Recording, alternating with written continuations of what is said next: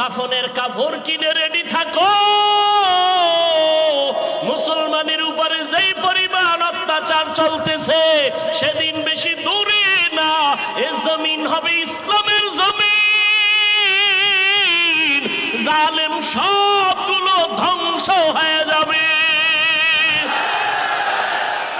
ভারতের ভেতরে ব্রিটিশ বেঈমানের বাচ্চাগুলো হাজারো আলেমকে ফাঁসি দিয়া গাছের সাথে লাশটা ঝুলাইয়া মাদ্রাসা বন্ধ করেছে, কিন্তু ভারত থেকে কোরআনের আওয়াজ বন্ধ করতে পারে নাই। বরং সারা দুনিয়ায় বর্তমানে কোরআনের যত আলো জ্বলতেছে এই সমস্ত আলোর পাওয়ার হাউস ভারতের দেওবন্দের ভেতরে।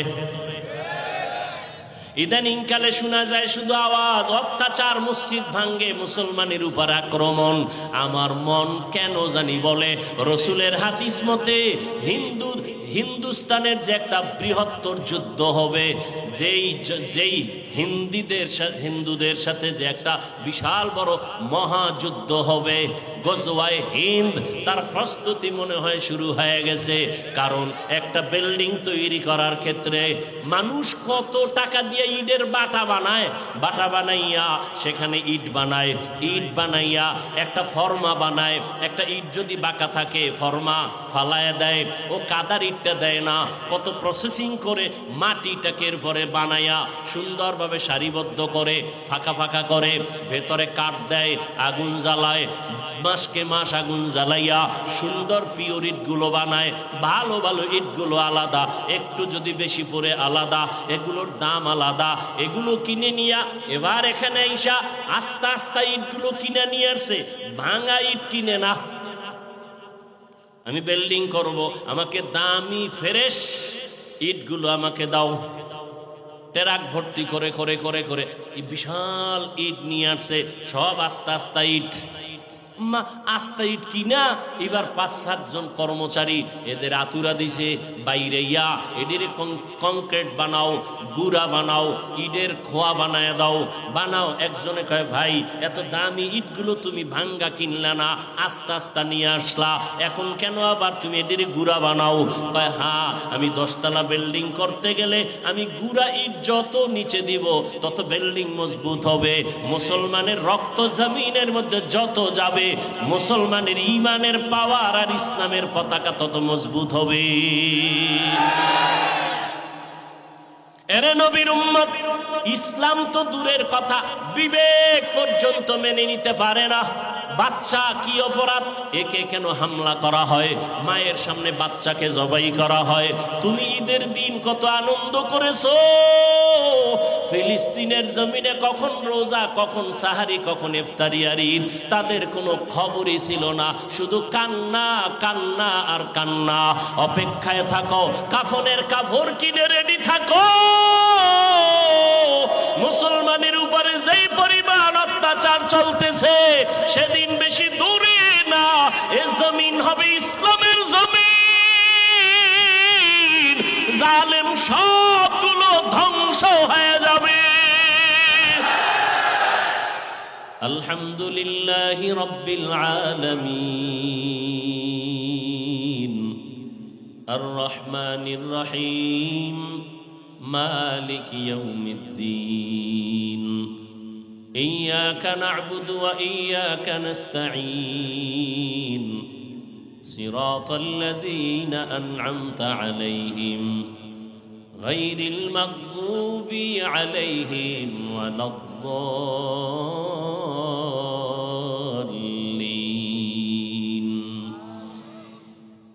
পুরাটা ভরা হইছে নি, মাঝখানে মিস্টেক হয়ে গেছে। আলহামদু সূরার ভুল তো চায়ের দোকানের বেনামাজির কানে গেছি গা। চায়ের কাপটা ফালা একা শুনছনি কি ভিতরে তো কারবার আউলে গেছে। কি কয় আলহামদুর ভিতরে ভুল, আর একটা একা লোকমা দে। চায়ের কাপ ফালাইয়া জানালা দিয়া তাকায় একা ইমাম সাহেব ঠিক করেন নাই। কি দিছে এটা, লোকমা না বেয়াদবি? হ্যাঁ, লোকমা দিও, বেয়াদবি করিও না, সাবধান। এখন লোকমা দিবে কারা? যারা জানেন বলেন। মুসল্লিরা। ইমাম সাহেবের পেছনে 500 মুসল্লি, এরা যদি জোরে একটা চিৎকার দেয় লোকমা, চাই দেখবি ইমাম নাই, জাগাত স্টক। লোকমার নিয়ম আছে না নাই? লোকমা দিবে কে? ইমামের পেছনে একজন যোগ্য ব্যক্তি দাঁড়াবেন। কার পিছনে? যোগ্য ব্যক্তিকে এলাকার সভাপতি, ভিআইপি সুদখোর, মসজিদের সেক্রেটারি ভিআইপি ঘুষখোর। ও এই এলাকায় নাই? কফাল, কফালের বয়ান করতেছি না? কফাল। শিয়ালের কাছে মুরগি দিছে আমানত 3 দিন। শিয়াল কয় দোয়াও চাই, মাফও চাই, এটার ফেরত দেওয়া যাবে না, এটা ফেটে গিয়ে কিমা হয়ে গেছে। শিয়ালের হাতে মুরগি দিলে যা হবে, মাদ্রাসা মসজিদ আর ধর্মের চাবি সুদখোর বেনামাজির হাতে দিলে তো তাই হবে। সুদখোর বেনামাজি ঘুষখোরের হাতে ধর্মের চাবি দিয়েছে জিবরাইল। কে দিছে? কে দিছে? কে? আমরা বলতে লজ্জা লাগে। ভোটের আগের রাত্রে টাকার নামে পায়খানা খাইছেন, তাতে লজ্জা লাগে নাই? এই হারামখোর, ভোটের আগের রাতে যারা ভোট বিক্রি করে টাকা খেয়েছো, বাথরুমে গিয়া 10 গ্রাম পায়খানা খাইও, বাজারে গিয়া হালাল সাবান দিয়ে কুলি কইরো, গন্ধ শেষ। কিন্তু এই যারা টাকা খাইছো চুরি করে গোপনে, জাহান্নামের আগুন ছাড়া গন্ধ যাবে না। আমালুকুম উম্মালুকুম। যেই সমাজের মানুষ বেনামাজি, ওদের নেতা বেনামাজি হয়। সমাজের মানুষ যদি সুদখোর হয়, নেতাও সুদখোর হবে। সমাজের মানুষ যদি সভ্য হয়, নামাজি হয়, নেতাও নামাজি হবে। এ কথা বলার কোনো সুযোগ নাই। কেন? ইসলামে রাজনীতি নেই। বড় কঠিন। আমাকে সহজ ভাষায় একটু জবাব দিবেন। এখানে অনেক শিক্ষিত মানুষ। ওয়াজ হেদায়েতের চাবি না। হাফিজুর রহমান কেন? মক্কা মদিনার ইমাম কেন? স্বয়ং রসুল যদি বয়ান করে কপাল খুলবে না যদি আল্লাহ না খুলেন? তো টেনশন করেন কেন? আমি বলতেছি, এতেই যদি আপনার মাথা গরম হয়, তা আমল করার হালাত কি হবে? আমি শুধু বলতেছি, সত্যটাকে সাপোর্ট করবেন। পুরা দুনিয়াটা শাসন করেছেন সুলাইমান নবী। মিথ্যা? মিশর শহরটাকে অর্থ মন্ত্রণালয়ের দিক থেকে দায়িত্ব পালন করেছিলেন ইউসুফ নবী। ঘটনা সত্য। কোথায় আছে? কোরআনে আছে? আছে। রহমতের নবী মদিনা শাসন করেছিলেন, আছে। আবু বকর, ওমর, ওসমান, আলী রাষ্ট্র চালাইছেন, আছে। কেন বলেন ইসলামে রাজনীতি নাই? হ্যাঁ, আপনার মতো পচা গান্দা চান্দাবাজি আর ধান্দাবাজি ইসলামে নেই। ইসলামে কি আছে? মালিক যেই প্লেটে খাবে, গোলাম একই প্লেটে খাবে। ইসলামে কি আছে? কর্মচারী কাজ করবে, ঘাম ঝরার আগে বেতন দাও। চান্দাবাজি ধান্দাবাজি রাজনীতিতে কি আছে? মালিক খাবে 10 টাকা দামের খেজুরের ইফতারি, কর্মচারী খাবে পায়ে লাগানো 8 আনা দামের খেজুর। চান্দাবাজি আর ধান্দাবাজি রাজনীতির মধ্যে কি আছে? মাইকে বলবে কেউ খাবে, কেউ খাবে না। আর কর্মচারী বেতন পাবে তো দূরের কথা, কাজ কইরা বেতনের জন্য আন্দোলন করবা, এরপরে পুলিশের ফিডা খাইয়া কিছু পাবা। চান্দাবাজি আর ধান্দাবাজি ইসলামে নাই। এ কথাটা সব মানুষ জানে যে ইসলামী শান্তির ঠিকানা।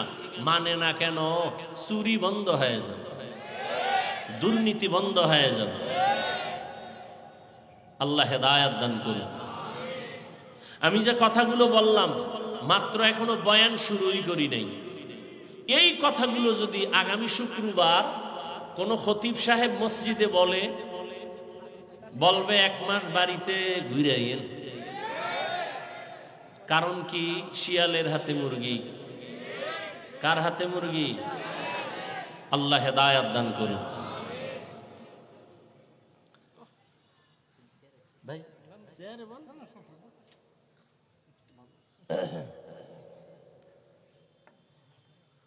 আল্লাহ, আপনাদের এই বেগুনবাড়ি পাশেই তো মনে হয় ও এলাকার সন্তান, ঢাকাতে থাকেন, খুব ভালো মানুষ। সবার দ্বারা আল্লাহ পাক সব কাজ নিবেন না। আমি শুধু বয়ান করতে আসছি, কিন্তু এই মাহফিলটাকে কমপ্লিট করার জন্য বহু আল্লাহর বান্দা আছে বয়ানে আসতে পারেননি, কিন্তু টাকা পয়সা দান করেছেন, সহযোগিতা করেছেন। আপনারা না করতে পারলো উপস্থিত হইছেন। যে যেভাবেই সহযোগিতা করেছেন, আমরা এখানে এসে বসে বয়ান শুনে যা পাবো, একজনের দান করে তাই পাবো।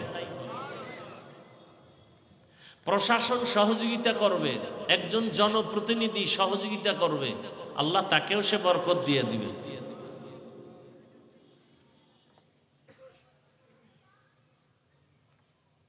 আমি আপনাদের সামনে আলোচনা করার নিয়তে সকলের পরিচিত একটি সূরা ওয়াল আসরে সূরা তেলাওয়াত করেছি, যেটা সবাই পারার কথা। কোরআন পড়তে না জানলেও এই সূরাটা পারে, শুনতে শুনতে অনেকের মুখস্থ হয়ে গেছে। ছোট একটি সূরা আমি তেলাওয়াত করেছি, রসুলের একটি হাদিস পড়েছি।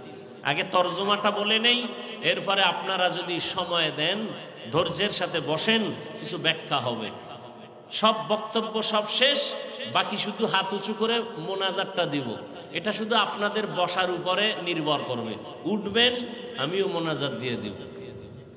আর যদি ধৈর্য ধারণ করে বসেন, কষ্ট হলেও আমি আপনাদেরকে কিছু কথা শোনাবো ইনশাআল্লাহ।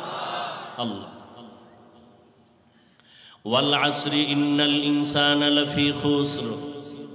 আসরের শপথ, নিশ্চিত পৃথিবীর সব মানুষগুলো জাহান্নামী। ইল্লাল্লাযীনা আমানু, কিন্তু যারা ঈমান আনবেন, ওয়া আমিলুস সালিহাত, আমলে সালেহ করবেন, ওয়া তাওয়াসাউ বিল হক, ঈমান আমলের দাওয়াত অন্যকে দিবেন, ওয়া তাওয়াসাউ বিস সবর, ঈমান আমলের বিরুদ্ধাচরণকারীদেরকে বাধা প্রদান করবেন, এরা জান্নাতি। ক্বালা রাসূলুল্লাহি সাল্লাল্লাহু আলাইহি ওয়া আলিহি ওয়াসাল্লাম কুল্লু উম্মতি ইয়াদখুলুনাল জান্নাতা ইল্লা মান আবা। রহমতের নবী বলেন, সব উম্মতেরা জান্নাতে যাবে, তবে আমি মুহাম্মদকে যারা মানে না তারা জান্নাতে যাবে না। কিলা মান আবা, সাহাবায়ে কেরাম প্রশ্ন করলেন, ইয়া রাসূলুল্লাহ, আপনাকে অস্বীকার করে, মানে না, তারা কারা? ক্বালা মান আতাআনি দাখালাল জান্নাহ। রহমতের নবী বলেন, যে আমার অনুসরণ করবে সে জান্নাতে যাবে। ওমান আসানি ফাকাদ আবা, যে আমার বিরোধিতা করবে সে আমাকে অস্বীকার করার কারণে জাহান্নামে যাবে। তরজমা শেষ, এবার ব্যাখ্যা শুনেন। হাদিসের উপরে 5 মিনিট কথা, খুব খেয়াল করবেন। আমি আপনাদের থেকে একটা প্রশ্ন নিব এবং জবাব দিব। হাদিসে কি বলা হলো? নবী বলেন সব উম্মত জান্নাতে যাবে, কিন্তু যারা আমি মুহাম্মদকে মানে না তারা যাবে না। এবার খেয়াল করেন, সাহাবায়ে কেরাম প্রশ্ন করলেন, ইয়া রাসূলুল্লাহ, আপনাকে মানে না, তারা কারা? এখান থেকে আপনাদের খেয়াল করবেন, নবীজি জবাবটা ডাইরেক্ট না দিয়ে একটু ঘুরায় দিলেন, যেহেতু তার অন্তরে দয়ায় ভরা। কেমন নবীর অন্তরে দয়া? কোনদিন কোন সময় বিন্দু মাত্র গালি কাউকে নবী দেন নাই। কেমন মায়া অন্তরে রসুলের! নবী কোনদিন কারো একটা গালির জবাব দেন নাই। কেমন মায়া মমতাময়ী রসুল আমার! জীবনে চোখ দুটো গরম করে রসুল কারো দিকে তাকান নাই, গরম চোখে তাকান নাই রসুলের হায়াতে। সেই দয়ার নবী। প্রশ্ন ছিল, ইয়া রাসূলুল্লাহ, আপনাকে অস্বীকার করে, মানে না, তারা কারা? নবী জবাব দেওয়ার আগে মাঝখানে একটা মোহাব্বতের আওয়াজ দিলেন, মান আতাআনি দাখালাল জান্নাহ, যে আমার অনুসরণ করবে সে জান্নাতে যাবে। প্রশ্ন আপনাদের কাছে, আবার বলছি, নবীজি বললেন সব উম্মত জান্নাতে যাবে, যারা আমাকে মানে না তারা যাবে না। সাহাবায়ে কেরাম জিজ্ঞাসা করলেন, ইয়া রাসূলুল্লাহ, আপনাকে মানে না তারা কারা? নবীজি জবাব দিতে গিয়ে বললেন, যারা আমার অনুসরণ করে তারা জান্নাতি। প্রশ্ন আপনাদের কাছে, নবী বলেছেন যারা রসুলের অনুসরণ করবে তারা জান্নাতে যাবে, বলুন তো বিপরীত কথাটা কি হবে? হ্যাঁ, যারা অনুসরণ করবে না তারা জাহান্নামী। নবী এ কথা বলেননি। এখনো খেয়াল করেন না অনেকে। সাহাবায়ে কেরামের প্রশ্ন, নবী আপনাকে মানে না তারা কারা? নবী এটা ডাইরেক্ট জবাব না দিয়ে বললেন যে আমার অনুসরণ করবে সে জান্নাতি। বিবেক বলে বিপরীত কথা হয়, যে রসুলের অনুসরণ করবে না সে জাহান্নামী। নবী বলেন না, আমি এ কথা বলি নাই। নবী কি বলছেন? নবী বলছেন, ওয়ামান আসানি ফাকাদ আবা, কে আমাকে অস্বীকার করে? যে আমার বিরোধিতা করে। যে আমার বিরোধিতা করে সে আমাকে অস্বীকার করে। তাহলে যে আমার অনুসরণ করে না সে আমাকে মানে না, এটা বলেন নাই, বরং যে বিরোধিতা করে মূলত সে আমাকে মানে না। এখান থেকে কি বুঝলাম? এখান থেকে দুইটা সবক নিব, উপদেশ নিব। কাসাসুল আউয়ালিন, মাওয়াইজুল আখিরিন। শুধু কানসুক না, সবক নিতে হবে, শিক্ষা নিতে হবে। এটা অপারেশন থিয়েটার। একটা রুগীকে হসপিটালে যখন নেওয়া হয় তখন সাইন নেয়, অপারেশনের রুগী, দস্তখত দাও, মইরা গেলে কোনো দাবি নাই।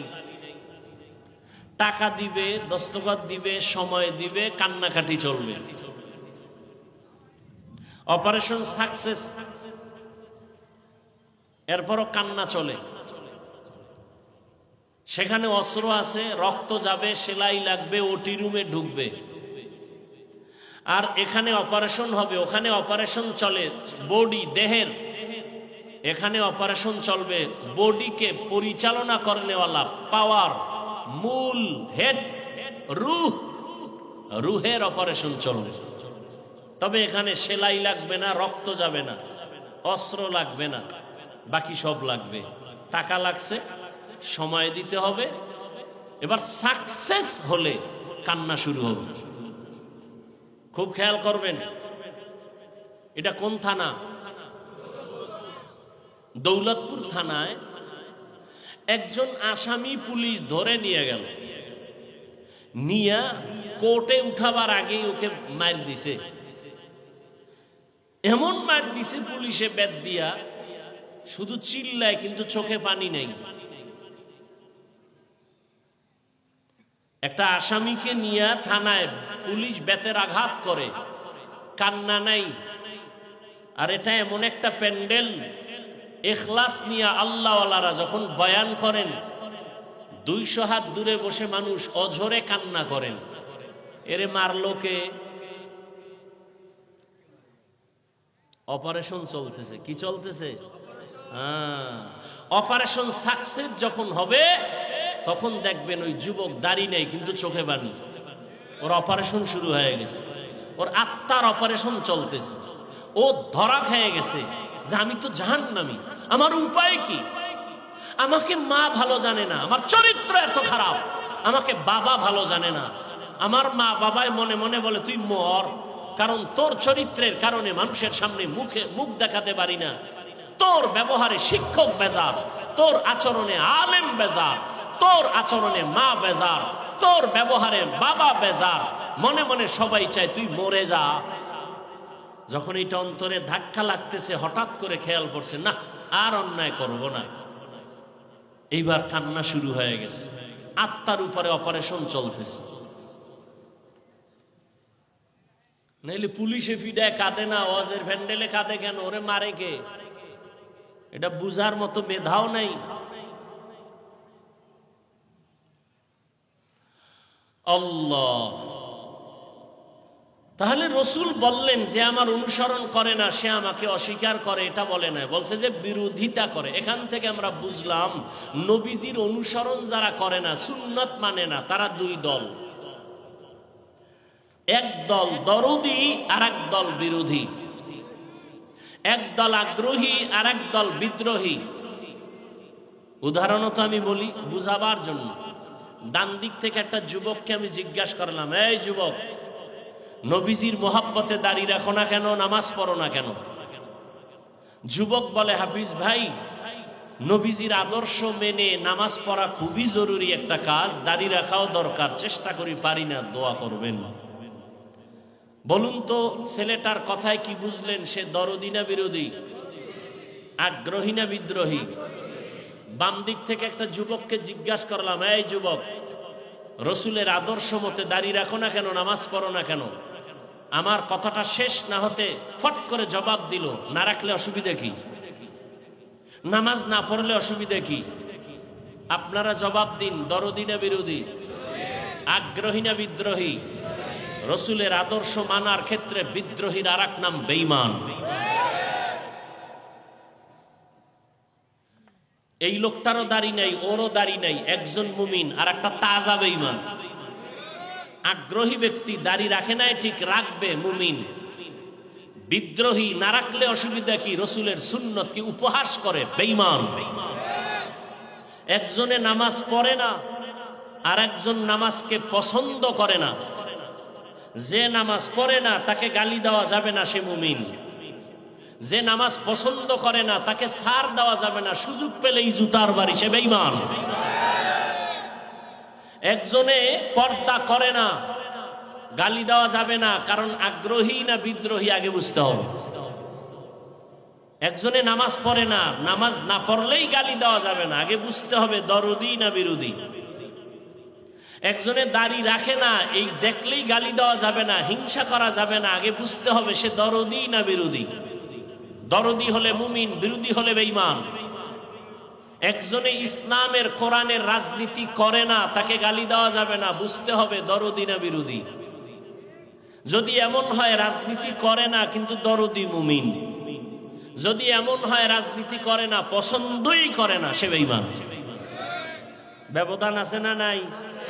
হ্যাঁ। ততএব যে নামাজ পড়ে না তাকে গালি দেওয়া খুব সতর্ক। আগে বুঝতে হবে লোকটার অন্তরের হালাত কি। একজনে দাড়ি রাখে না, গালি দেওয়া যাবে না, আগে বুঝতে হবে তার অন্তরের কি হালাত। সেদিন এক যুবক বলে, হুজুর দোয়া করবেন, আর্মিতে চাকরি ছিল, ছেড়ে দিছে। আর্মির চাকরি ছাড়লে এই সময়, যে সময় আর্মি এখন সবার উপরে দায়িত্ব নিয়ে আছে, শুধু রসুলের একটা আদর্শের কারণে ছেড়ে দিয়েছে। বারবার আমাকে উপর থেকে চাপ দেয়া হয়, দাড়ি কাটো, দাড়ি কাটো। এক পর্যায়ে বললাম, আমি চাকরি ছেড়ে দিলাম, দোয়া করবেন আল্লাহ হালাল ভাবে রিজিকের ব্যবস্থা যেন করে দেন। আমার কাছে দোয়া চাইলো। আল্লাহ আমাদেরকে বুঝার তৌফিক দান করে। হাদিসের উপরে 2-4 মিনিট কথা বললাম, আল্লাহ বুঝার আমল করার তৌফিক দান করেন। এবার সূরাটার দিকে যাই। মনে আছে না কি সূরা? সূরাটার শুরুতে আল্লাহ শপথ করেছেন, কসম করেছেন। সূরাটা যদিও ছোট কিন্তু এর পাওয়ার অনেক বেশি। 4 মাযহাবের 4 ইমামের এক ইমাম, ইমাম শাফিঈ রাহমাতুল্লাহ আলাইহি, তিনি লিখেছেন, আম্মাজান আয়েশা রাদিয়াল্লাহু তাআলা আনহার প্রসিদ্ধ বর্ণনা মতে কোরআনের আয়াত সংখ্যা 6666। এটা প্রসিদ্ধ মত, অপ্রসিদ্ধ মতামত আরো আছে। ইমাম শাফিঈ রাহমাতুল্লাহ আলাইহি বলেন, আল্লাহ যদি কোরআনে হাকিমে শুধু আল আসরি সূরাটা দিতেন, অন্য আয়াত যদি কথার কথা অবতীর্ণ নাও করতেন, আর দুনিয়ার সব মানুষ আল আসরি সূরার উপরে জীবন চালাইতো, বিনা হিসাবে জান্নাত পাইত। তাহলে বুঝেন সূরা আসরের পাওয়ার কেমন। এবার ব্যাখ্যায় গেলে বুঝবেন পাওয়ার কত। শুরুতে আল্লাহ শপথ করলেন, কারণ কি? আমরাও শপথ করি, কসম খাই। কেন খাই? ভাই আমার কথাটা এমন, না না না এমন মানি না, বলে কসম, হ্যাঁ এখন মানি। তাহলে আমরা যে কসম খাই সন্দেহ দূর করার জন্য। কি জন্য ভাই? বলুন তো আল্লাহর কোরআনে সন্দেহ আছে? তাহলে আল্লাহ কেন কসম কাটলেন? শুধু এখানে না, অনেক জায়গায়। ওয়াত্তিনি ওয়াজ্জাইতুন ওয়াতুরি সিনিনা ওয়া হাযাল বালাদিল আমিন ওয়াস-সামাই যাতিল বুরুজ ওয়াল ইয়াউমিল মাউউদ ওয়া শাহিদিন ওয়া মাশহুদ والشمس وضحاها والقمر إذا تلاها والنهار إذا جلاها والليل إذا يغشاها والسماء وما بناها والأرض وما طحاها ونفس وما سواها فألهمها فجورها وتقواها لا أقسم بيوم القيامة ولا أقسم بالنفس اللوامة والضحى والليل إذا سجى ما ودعك ربك وما قلى وللآخرة خير لك من الأولى আসমানের কসম, জমিনের কসম, সূর্যের কসম, সূর্য চন্দ্রের কসম, রাতের অন্ধকারের কসম, দিনের আলোর কসম, তিনের কসম, জৈতুনের কসম, তুরে সিনার কসম, নিরাপদ শহর মক্কা নগরীর কসম, ওয়াল আসর, আসরের কসম। আল্লাহ কসম করেছেন কেন? আল্লাহর কথায় তো কোনো মিথ্যা নাই। যালিকাল কিতাবু লা রাইবা ফীহি হুদাল লিল মুত্তাকিন। আল্লাহর কোরআনে কোনো চ্যালেঞ্জ দেওয়া। আল্লাহ যত কিতাব দিলেন, তাওরাত, জবুর, ইনজিল সহ, জমিনে কোনো কিতাব আল্লাহ নিজে হেফাজতের জিম্মাদারি নেন নাই। একমাত্র কোরআনের হেফাজতের জিম্মা আল্লাহ নিজে নিয়েছেন। যে কারণে দুনিয়ার সব কিতাবগুলো এলোমেলো অবস্থায় আছে। ভেতরটাও এলোমেলো, বাহিরটাও এলোমেলো, বিধানটাও এলোমেলো। কিন্তু আল্লাহর কোরআন কোনো সিন্ধুকে তালা নাই। হিন্দু ভাই যদি বলে কোরআন দাও, টাকা না থাকলে আমি কিনে দিব, দেখ। কারণ এটা এমন একটা কিতাব, ধরলেই তার অ্যাকশন শুরু হয়ে যায়। এটা এমন একটা কিতাব, যেদিকে তাকাবি, তাকাইলেই অ্যাকশন শুরু। রহমতের নবী বলেন, কেউ যদি আমার আল্লাহর কোরআনটা খুইলা খুইলা তাকায়া তাকায়া দেখা দেখা পড়ে, মরা পর্যন্ত, মৃত্যু পর্যন্ত চোখের পাওয়ার নষ্ট হবে না। সুবহানাল্লাহ। ইয়ে না, ই কালামে জিন্দা কুরআনে হাকিম হিকমতে উলা ইয়াজালসতো কদিম বাখা কুরআ কালামুল্লাহ বশনো কদিমাস্তি কদিমাস্তি নইনো। আল্লাহর কোরআন তো কসমের আগেও সত্য, কসম খাওয়ার পরেও সত্য, কোনো সন্দেহ নাই। সন্দেহ আছে কিনা এই ধান্দা নিয়ে অনেকে ঢুকছে কোরআনের বাগানে ঢুইকা। নিজের ভুল যখন কোরআনের আয়নায় ধরা পড়ে গেল, তারা কালেমা পড়ে মুসলমান হয়ে গেল। ইস্ট ইন্ডিয়া নামের কোম্পানি বহু অপচেষ্টা করে কোরআন জমিন থেকে জ্বালায় দেওয়ার কোম্পানি, বহু কোরআন জ্বালায় দিছে। বাগদাদের লাইব্রেরির ভেতরে এমন একটা তাফসির ছিল, তাফসিরে হাদায়েকা যাতা বাহজাহ। এত বিশাল বড় তাফসির, হাজার হাজার হাজার কোরআনের এডিশন তাফসির, বালাগাত, ফাসাহাত, মান্তেক সবগুলো ফোরাত নদীতে ভাসায় দিল। আল্লাহর কোরআন এখনো বিদায় করতে পারে নাই। ভারতের ভেতরে ব্রিটিশ বেঈমানের বাচ্চাগুলো হাজারো আলেমকে ফাঁসি দিয়া, গাছের সাথে লাশটা ঝুলাইয়া মাদ্রাসা বন্ধ করেছে। কিন্তু ভারত থেকে কোরআনের আওয়াজ বন্ধ করতে পারে নাই। বরং সারা দুনিয়ায় বর্তমানে কোরআনের যত আলো জ্বলতেছে, এই সমস্ত আলোর পাওয়ার হাউস ভারতের দেওবন্দের ভেতরে।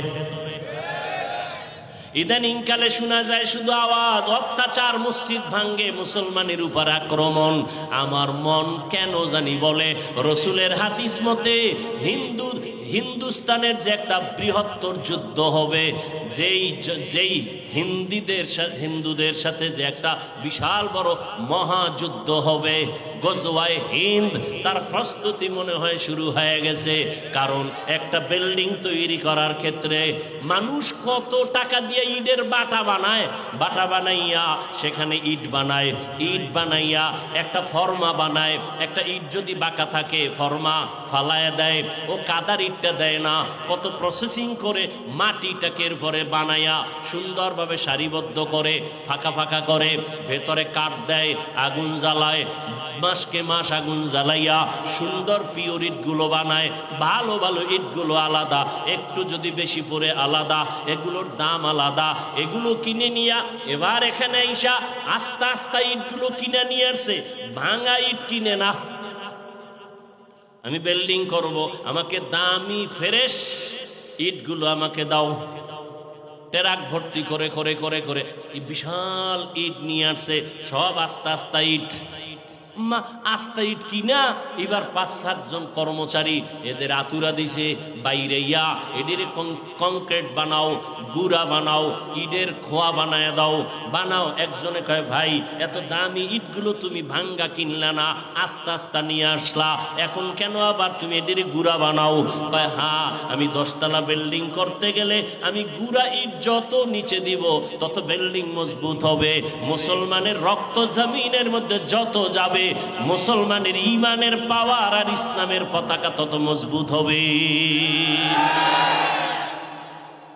এরে নবীর উম্মত, ইসলাম তো দূরের কথা, বিবেক পর্যন্ত মেনে নিতে পারে না। বাচ্চা কি অপরাধ, একে কেন হামলা করা হয়, মায়ের সামনে বাচ্চাকে জবাই করা হয়। তুমি ঈদের দিন কত আনন্দ করেছো, ফিলিস্তিনের জমিনে কখন রোজা, কখন সাহারি, কখন ইফতারি আর ঈদ, তাদের কোনো খবরই ছিল না, শুধু কান্না কান্না আর কান্না। অপেক্ষায় থাকো, কাফনের কাপড় কিনে রেডি থাকো। মুসলমানের উপরে যেই পরিমাণ অত্যাচার চলতেছে, সেদিন বেশি দূরে না, এ জমিন হবে ইসলামের জমিন, জালেম সবগুলো ধ্বংস হয়ে যাবে। এর নবীর আশিক উম্মত, ভারতের জমিনে এত মাদ্রাসা, এত আলেম, কই নিমেষেই সব ধ্বংস করে ফেলেছে ব্রিটিশ বেঈমানেরা। স্পেনের জমিন 800 বছর পর্যন্ত টানা মুসলমানরা শাসন করেছিলেন। যে স্পেনের জমিনে 30 খণ্ড কোরআনের তাফসির লেখা হলো, তাফসিরে কুরতুবি, কিন্তু আজকে স্পেনের খবর নেওয়া, আজানের আওয়াজ নাই। মুসলমানের দলে দলে ভরিয়া স্টিমারে উঠায় দিল, ভূমধ্য সাগর পেরিয়ে মরক্কো চলে যাও, না হয় জানে বাঁচতে দেওয়া হবে না। মুসলমানদের স্টিমারে ভরে ভরে যখন সাগরের মাঝখানে নিয়ে যায়, স্টিমারে আগুন জ্বালায় দিছে, মুসলমান পুইরা গেল, মসজিদ ধ্বংস করে দিল। ওই দিনটা ছিল এপ্রিল মাসের 1 তারিখ। ইহুদি বেঈমানেরা খুশি খুশি এপ্রিল ফুল পালন করে, মুসলমানের কান্নার দিন, বেঈমানের আনন্দের দিন। কিন্তু মুসলমানরা না জেনে এপ্রিল ফুলে তারাও লাফায়, আছে না নাই? তুকু যাও সুন্নতে আহমদ কুজা বা মোহাম্মদ কৈবুদ নিসবতরা মান আহাব্বা সুন্নতি কৌলে রসুল মজদায়ে কানা মাই হাম কুন কবুল। স্পেনের জমিন 800 বছর শাসন করছে, সব ধ্বংস। বাংলাদেশের একটা টোকা দিলে হুঁশ থাকতো না কি? আর আপনি যে মুসলমান, সাইনবোর্ড আছে, কি এর মুসলমান? এখানে এত মানুষ ফজরের নামাজ পড়ে নাই, জোহর পড়ে নাই, আসর পড়ে নাই, মাগরিব পড়ে নাই, এশা পড়ে নাই, আশেকে রসুল ময়দানে বইবে ওয়াজ, ওয়াজ বয়ানের পরে আবার চলে যাবে, সারা রাত মোবাইলে জেনা করবে, ঘরে ঘরে মোবাইলে জেনা জেনা জেনা, রুমে রুমে জেনা। ছেলে এক রুমে ঘুমায়, মোবাইলে জেনা করে, চোখের জেনা, কানের জেনা, জবানের জেনা, অন্তরের জেনা। মেয়েটা আর এক রুমে ঘুমায় ঘরে, সেখানেও মোবাইলে জেনা। মা এক রুমে ঘুমায়, মোবাইলে জেনা। বাবা আর এক রুমে ঘুমায়, মোবাইলে জেনা। এই পরিমাণ মোবাইলে সারা রাত ঘরে ঘরে ঘরে ঘরে মোবাইলের গুনাহ চলে, গুনাহ চলে। যেই অপরাধ চলে, উচিত ছিল ঘুমের মধ্যে ঠাডা বরিয়া সব ধ্বংস হয়ে যাওয়া। একমাত্র কেন হয় না? রহমতের নবীর উম্মত হওয়ার কারণে হয় না। ইমামুল আউয়ালিন আল আখিরিন বহরে সাদকা রহমাতাল লিল আলামিন সাইয়্যিদুল কাউনাইন খাতমুল মুরসালিন আখির আমদ বুদে ফখরুল আউয়ালিন। যুবকের চেহারার দিয়ে তাকাইলে মায়া লাগবে, মায়া। কিন্তু যুবক 40 বছর পর্যন্ত তোমার চেহারা থাকবে উজ্জ্বল, চেহারা দিয়ে তাকাইলে আকর্ষণ, মায়া লাগবে। মাত্র বয়স তোমার 30, চেহারার মধ্যে কেন আকর্ষণ নাই? চেহারাটা কেন মলিন? চেহারার মধ্যে কেন নূর নাই? সারা রাত মোবাইলে গুনাহ করার কারণে আমার আল্লাহ চেহারার নূর নিয়ে গেছে, খবর নাই তোমার। মাওলায় যদি কপাল না খুলে, কে বয়ান করবে আর কার বয়ানে কপাল খুলবে জানা নাই। কপাল যদি পুড়ে যায়, রহমতের নবীর বয়ানেও কপাল খুলে না। যেই রহমতের নবী একটা নজর দিয়া তাকাইলেই পেটের ক্ষুধা থাকে না, কেমন মায়ার নবী। যেই রহমতের নবীর চেহারা মোহাব্বতের নজরে যদি কেউ দেখে, জাহান্নামের আগুন হারাম। কিন্তু কপাল বড় খারাপ, একদিন আর 2 দিন না, যেই নবীকে এক নজর দেখার জন্য গর্তের পিপিলিকা কান্না করে, গর্তের সাপ কান্না করে, জঙ্গলের প্রাণীগুলো কান্না করে। রহমতের নবী রাস্তা দিয়া যখন হাঁটতেন, দুপার্শ্বের গাছ নত হইয়া রহমতের নবীরে সালাম জানায়। যেই রহমতের নবীর শরীর মুবারকে মশা মাছি পড়া হারাম। আম্মা জান আয়েশা রাদিয়াল্লাহু আনহা বলেন, নবীজির শরীর মুবারকের ঘাম আমরা বোতলে ভরে রাখতাম আর আতর হিসাবে আমরা ব্যবহার করতাম। সেই নবী কেমন মায়ার নবী আমার! একদিন আর 2 দিন না, 13টা বছর নবীকে সামনে তাকায় তাকায় দেখলো, বয়ান শুনলো। 13 বছর দেখলো, বয়ান শুনলো, কপালে কালেমা আসে নাই। এত বড় বেঈমানের নাম জানেননি? কি নাম? এর নাম কপাল। যেই নবীর দেখার জন্য গর্তের পিপিলিকারা কাঁদে, যেই নবীর চেহারা এত মোহাব্বত, দুশ্মন আইসে নবীরে মারবে, আইসেই কালেমা পড়ে। 13 বছর দেখলো, কালেমা পড়ে না। আর অন্যদিকে 27 বছরের একটা যুবক তরবারি নিয়ে দৌড়ায় আমার নবীকে জবাই করবে। কয় বছরের? 27 বছরের যুবক দৌড়ায় নবীকে জবাই করবে। নবীর সামনে আইসা চেহারাটা দেইখা তরবারি ফালাইয়া বলে, রহমতের নবী আমাকে মাফ করে দেন, কালেমা পড়ায় আমাকে মুসলমান বানায় দেন। কয় বছরের যুবক? 27 বছরের যুবক নবীকে দেইখা কালেমা, তরবারি নিয়ে দাঁড়ায় বলে, এই মক্কার মুশরিক বেঈমানেরা, আয় মুহাম্মদের বিরুদ্ধে কথা বলতে চাইলে আমার সামনে দাঁড়া, মুহাম্মদের প্রয়োজন নাই, আমার তরবারি যথেষ্ট। কেমন পাওয়ার! এখন এই যুবক যেই পথ দিয়ে চলে, শয়তান ওই পথে আসে না, দেখলেই দৌড়। ওমর কেমন? ওমর নাম কি দেখছেননি কারবার? শয়তান ভয়ে পালিয়ে যায়। আর সে ওমরকে এখনো নাম শুনলেও শরীর গরম হয়ে যায়। যার নাম ওমর দেখবেন তার মেজাজ একটু হাই। ওমর মানে গরম। শয়তান দেখলে ভয় পায়। কবিরেজি করবো একটু কবিরেজি কথা কয় না। যারা কয় জিন টিন বিশ্বাস করি না, ও শেষ মরণটা জিনের হাতে হয়। জিন আছে না নাই? কোরআনের আয়াত আছে না নাই? একটা কবিরেজি করে যাই, মনে রাখো। এই যে বুকে বুকে ঘুমের সময় তো রাত্রে ঘুমাস না, কেমনে কইতাম, সারা রাত মোবাইলে আকামে কাটায় দাও। এই বুকের উপরে শাহাদাত আঙ্গুল দিয়ে যদি কেউ আরবিতে অজু অবস্থায় ঘুমাবি আর বুকের উপরে লিখবি ওমরের নাম, আইন মিম র, ওমর লেখে যদি ঘুমাও, বিশ্বাস থাকতে হবে মৃত্যু পর্যন্ত কোনোদিন তোর স্বপ্নে খারাপ কিছু হবে না। ঘুমের মধ্যে অনেকে ভয় লাভ দেয়, চিৎকার দেয়, কিচ্ছু হবে না, শুধু ওমরের নামটা আরবিতে লিখতে হবে বুকের আঙ্গুল দিয়া।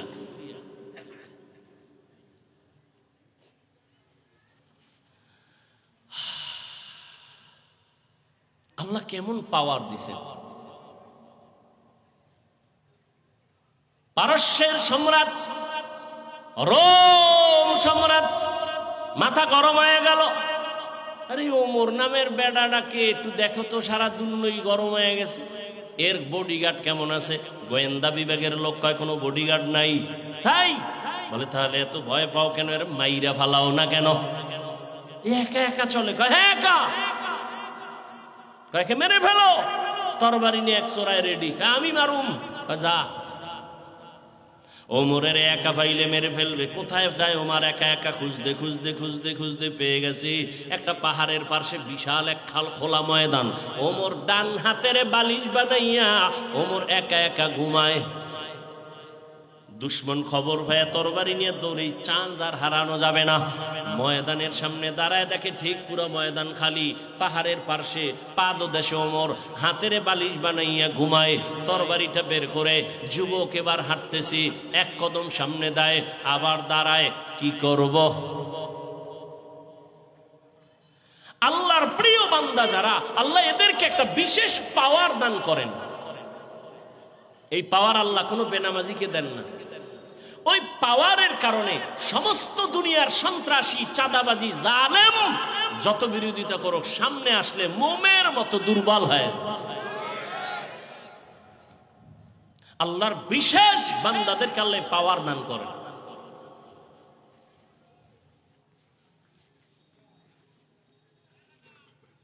যুবক কিছু দূর আগায় আবার দাঁড়ায়, আবার আগায় আবার দাঁড়ায়, এভাবে যাইতে যাইতে একেবারে কাছাকাছি, আরেকটু গেলেই ওমরের মেরে ফেলতে পারবে।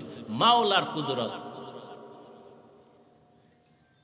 যুবক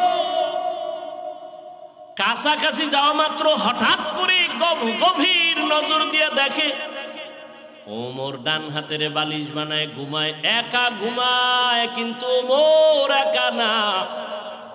জঙ্গলের একটা বাঘ চারপাশে ঘুরে আর ওমরের পাহারা দিতেছে। কে পাহারা দেয়? বাঘ। বাঘ আপনি কইবেন এটা কেমনে সম্ভব? আমার মাওলার কুদরতে সম্ভব। বলেন বাঘ দামি না মানুষ দামি? এটা বুঝতে আবার এত টেনশন কেন? আরো বুঝবেন। হ্যাঁ, কুষ্টিয়ার মানুষের আর একটু বুঝান লাগবে। আপনাদের দেশের এলাকা গ্রামের ভিতরে গরু দিয়া হাল চাষ হয়নি? হয় না? যারা হাল চাষ করে এরা সব মেট্রিক পাস, এরা সব সচিব, চেয়ারম্যান। সমাজের থার্ড ক্লাসের মানুষ অশিক্ষিত বললেই তো চলে, ঠিক? আরে ভাই সত্য কথাটা স্বীকার করেন। ভাবতেছেন কোন বিপদ জানি আই। আচ্ছা বলেন তো, চাষি যখন চাষ করে লাঙ্গল জোয়াল হাতি নিয়ে গরু দুইটা থাকে, সত্য কথাটা বলবেন, এই থার্ড ক্লাসের মানুষটা গরুকে যখন বলে দাঁড়ায়নি? সত্য কথা বলেন। যদি এই থার্ড ক্লাসের অশিক্ষিত মানুষটা যদি বলে গরু ডানে যা যায়নি, বামে যা যায়নি, তাহলে একটা থার্ড ক্লাসের বান্দা নামাজ নাই, বিড়ি টানে হোমানে, এর কথা যদি গরু শুনে, আল্লাহর প্রিয় বান্দাদের কথা জঙ্গলের বাঘ শুনবে না কেন?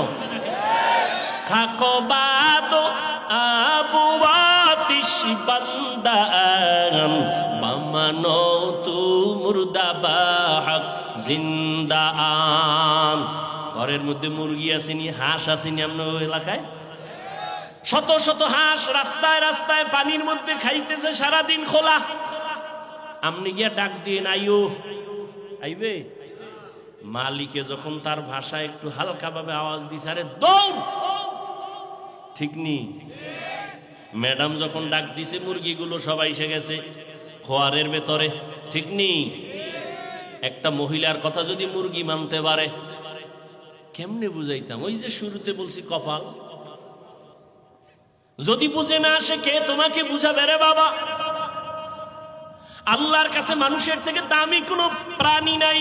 আর মানুষের মধ্যে আল্লাহর প্রিয় তারা যারা তাকওয়ার পাওয়ার নিয়ে চলে, ঈমানের পাওয়ার নিয়ে চলে, এরা আল্লাহর কাছে কত দামি জানো?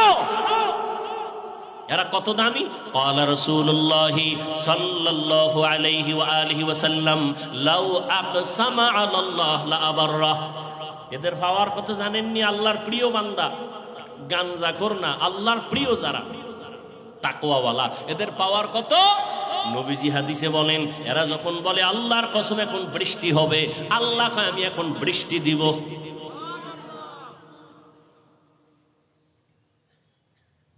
যদি বলে আল্লাহ বৃষ্টি বন্ধ করে দাও, আল্লাহ তখন বলবে আর তোর কথা বন্ধ করে দিলাম। কেন? আল্লাহ তো বেশি মায়া করেন তার আদরের গোলাম মানুষের মধ্যে তাকওয়াওয়ালাদেরকে। বান্দা যখন যা চাইবে আল্লাহ তখন তার কথায় তা দিবেন। কিন্তু আল্লাহর প্রিয় বান্দারা আল্লাহর অবাধ্য কিছু চাবেন না, আল্লাহর বিরুদ্ধে কিছু বলবেন না। বলতে বলতে অনেক দূরে গেছে, আপনাদের কষ্ট হইতেছে মনে হয়। আর সামান্য একটু সামনে যাব। কসম খাইলেন কেন? মনে আছে তো? ওয়াল আসরের মধ্যে কসম খাইলেন কেন?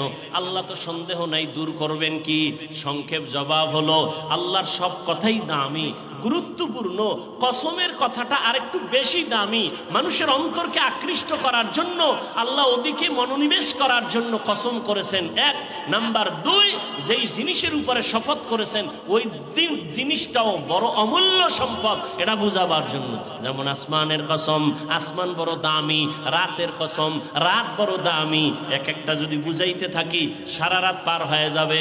রাত এমন দামি, সমস্ত চিকিৎসা বিজ্ঞানীরা দুনিয়ার একমত, রাত আমার মাওলার দেওয়া এমন একটা নেয়ামত। সারা দুনিয়ার মানুষের সুস্থতার জন্য রাতের ঘুম হলো ফিরি ফিরি শরীরের মহা ঔষধ। রাতে না ঘুমায় দিনে যদি 13 ঘন্টা ঘুমাও, রাতের বরকত আর কোনোদিন আসবে না। ফিরি ঔষধ রাতের ঘুম, ফিরি। আর এটা তুমি ফিরি ফিরি মোবাইলে নষ্ট করে ফেললা, সব ধ্বংস হয়ে গেল। কেউ যদি 2-3 দিন লাগাতার না ঘুমায়, এ রিক্সা লইয়া রাস্তায় থাকবো না ডালে, এরা ব্যবসা বাণিজ্য সব বন্ধ হয়ে যাবে, মাথা গরম হয়ে যাবে। ঘুম এমন এক নেয়ামত। আলাম নাজআলিল আরদা মিহাদা ওয়াল জিবালা আওতাদা ওয়া জাআলনাল লাইলা লিবাসা ওয়া জাআলনান নাহারা মাআশা। রাত দিলাম তোমার আরামের জন্য। তুমি শুয়া শুয়া মোবাইল চালাইয়া চোখটারও নষ্ট করলা, কান নষ্ট করলা, হার্ট দুর্বল করলা, কিডনি দুর্বল করলা। যুবকরা কয় হুজুর এডি তো আর কেউ কয় না, আপনি বললে মানবো না, মানিস না, হুজুরের কথা মানার দরকার নাই। আজকে বাসায় যাইয়া গুগলে সার্চ দিস, টাচ মোবাইল দেখলে শরীরের অঙ্গ প্রত্যঙ্গের কি কি ক্ষতি হয়, ওখানে সব চিকিৎসা বিজ্ঞানীদের থিওরি দেওয়া, কোনো হুজুর নাই। টাচ মোবাইল দেখলে শরীরের কি কি ক্ষতি হয় অঙ্গ প্রত্যঙ্গের, ওখানে গিয়ে দেখো।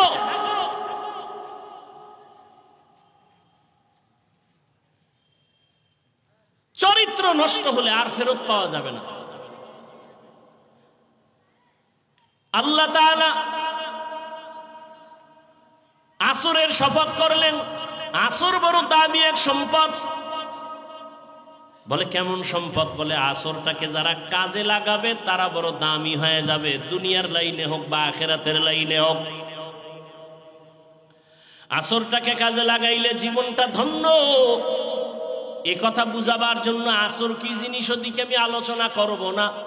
পরের কথাগুলো বড় দামি। ইন্নাল ইনসানা লাফি খুসর ইল্লাল্লাযীনা আমানু ওয়া আমিলুস সালিহাত ওয়া তাওয়াসাউ বিল হাক্কি ওয়া তাওয়াসাউ বিস সাবর।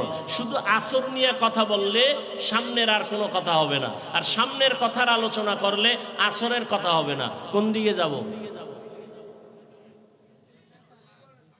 যদি শুধু আসর নিয়ে কথা বলি তাহলে আংশিক কিছু কথা বলে মোনাজাত, আর যদি বললেন না আসর বাদ, সামনের আলোচনা ইন্নাল ইনসানা লাফি খুসর, এখান থেকে সামনের আলোচনা, সেখানেও আমি কিছু টাইম দিয়ে আমি ওটাকে গুছাইয়া বলবো।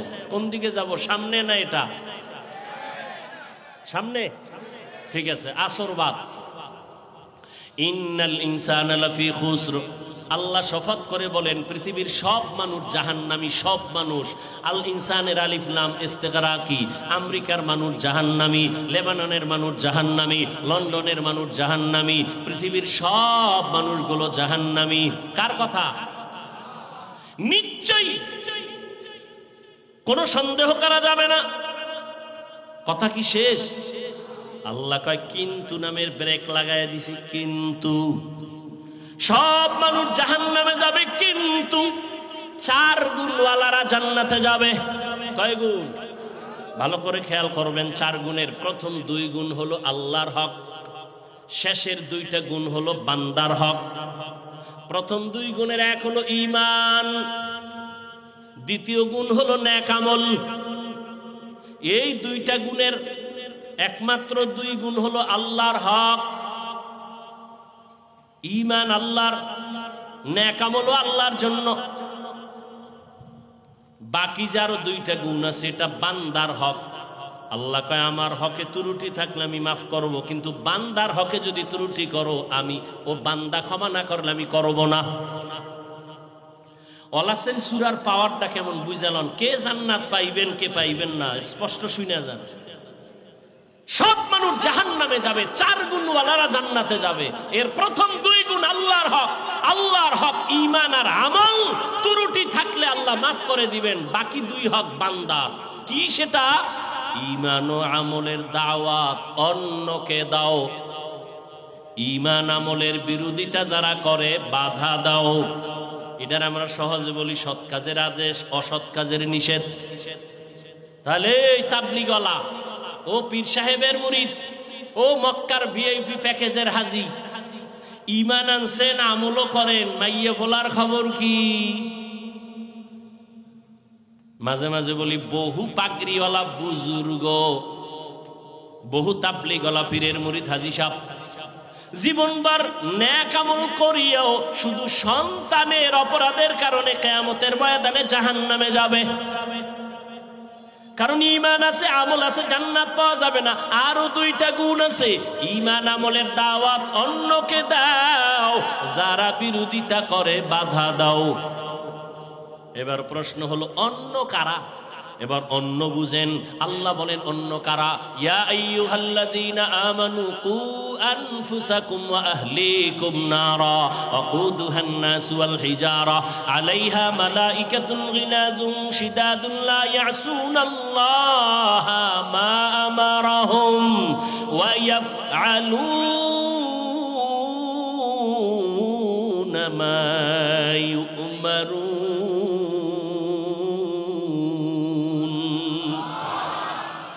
অমুমিন, জাহান্নাম থেকে তুমি আগে বাঁচো, তারপরে তোমার আহালকে বাঁচাও। জাহান্নাম থেকে নিজেকে আগে বাঁচাও, তারপরে আহাল। আমি বাবা, আমার আহাল সন্তান। আমি স্বামী, আমার আহাল স্ত্রী। আমি আলেম, উম্মত আমার আহাল। আমি শিক্ষক, ছাত্র আমার আহাল। আমি মসজিদের ইমাম, মুসল্লিগণ আমার আহাল। আমি দোকানের মালিক, কর্মচারী আমার আহাল। ও মা বাবা, জাহান্নাম থেকে নিজেকে আগে বাঁচাবেন, তারপরে সন্তানকে বাঁচাবেন। ও স্বামী, জাহান্নাম থেকে আগে নিজেকে বাঁচাবেন, তারপরে আপনার আহাল স্ত্রীকে বাঁচাবেন। ও মসজিদের ইমাম সাহেব, খতিব সাহেব, জাহান্নাম থেকে আগে নিজেকে বাঁচাবেন, তারপরে আপনাদের আহাল মুসল্লিদেরকে বাঁচাবেন। ও আলেম, জাহান্নাম থেকে আগে নিজেকে বাঁচাবেন, তারপরে উম্মতকে বাঁচাবেন। ও শিক্ষক, আপনি জাহান্নাম থেকে নিজেকে আগে বাঁচাবেন, তারপরে ছাত্রদেরকে বাঁচাবেন। একা একা বাঁচলেন, আহালকে বাঁচান নাই। আহালের কারণে জাহান্নামে যাওয়া লাগবে। কত মা বাবা নিজে নামাজ পড়ে সন্তানের দাওয়াত দেয় না, নিজে রোজা রাখে সন্তানের রোজার দাওয়াত দেয় না। কিয়ামতের ময়দানে আল্লাহ ডাকবে, ওই ছেলে নামাজ পড়ছো? পড়ি নাই। রোজা রাখছো? না। কেন? কইবে আল্লাহ আমার কোনো দোষ টোষ নেই, আমার ধৈর্য না। কেন? কোরআনের আয়াত, সূরা আহজাব 67 নম্বর আয়াত, রব্বানা ইন্না আতা'না সাদাতানা ওয়া কুবারানা ফাআদাল্লুনাস সাবিলা।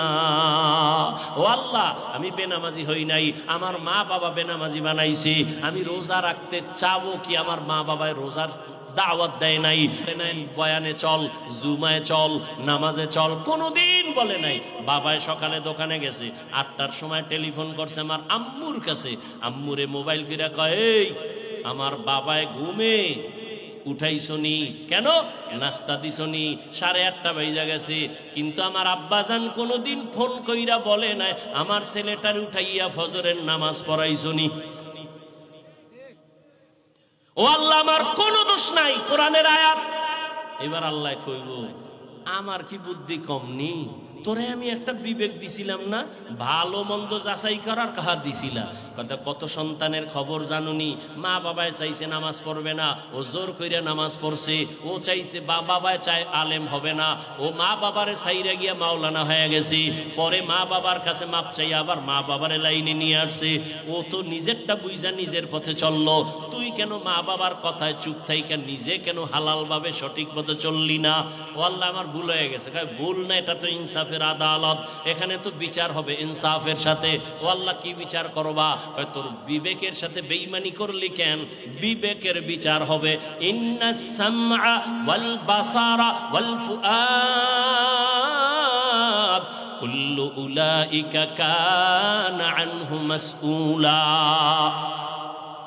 এবার সন্তান একটা আবদার করবে, আল্লাহ ফিডা যেহেতু খাওয়াই লাগবে, কপাল খারাপ, তবে আমার একটা আবদার আছে। কি? আমারে যদি একটা ফিডা দাও, আমার মা বাবারে ডবল। কোরআনের আয়াত, রব্বানা আতিহিম যিফাইনি মিনাল আযাব ওয়ালআনহুম লা'নান কাবীরা। আমাকে যে শাস্তি দিবা তার ডবল শাস্তি মা বাবারে দেওয়া লাগবে। আমার মা বাবার কারণে আমি আজকে নামাজ পড়তে পারলাম না, মা বাবার কারণে আমি কোরআন শিখতে পারলাম না। মা বাবার যদি একটু চেষ্টা করতো মা বাবায়, তাহলেই তো সম্ভব হইতো। নামাজের দাওয়াত দিলে তো একটু হলেও তো চেষ্টা করতাম। আমার মা বাবারে কি বলবো, বলার কিছু নাই। আমারে যে শাস্তি দিবা তার ডবল শাস্তি মা বাবারে দিবা। ভালো করে বুঝেন, ওয়াল আসরে সূরায় কি বললো? 4 গুণওয়ালারা জান্নাত পাবে। আপনার মধ্যে 2টা আছে, ঈমান আছে, আমল আছে, কিন্তু আরো 2টা গুণ লাগবে। এই দাওয়াতটা অন্যকে দেওয়া লাগবে। অন্য মানে আপনি বাবা হইলে সন্তান নিজে নামাজ পড়লে হবে না, সন্তানের নামাজের দাওয়াত দিবেন। নিজে পর্দা করলে হবে না, উপযুক্ত মাইয়াটাকে পর্দার দাওয়াত দেন। আপনি নিজে গান থেকে কান বন্ধ করলে হবে না, সন্তান যদি গান শুনে বুঝাইয়া ওখানে বাধা দিয়া গান থেকে ফিরাইয়া দেন। কত চেষ্টা করছেন? এক বাবাই কয়, চেষ্টা করছি পারে না, ব্যর্থ হয়ে গেছে। আমি বললাম, চেষ্টা কি জিনিস আপনি তো বুঝেনই না।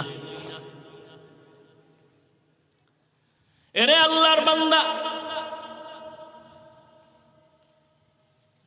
চেষ্টা করার মতো করলে কেন লাইনে আসবে না? 7 বছর বয়সে সন্তানের নামাজের মুসাল্লায় দাঁড় করাও রাসূলের তাবিজ।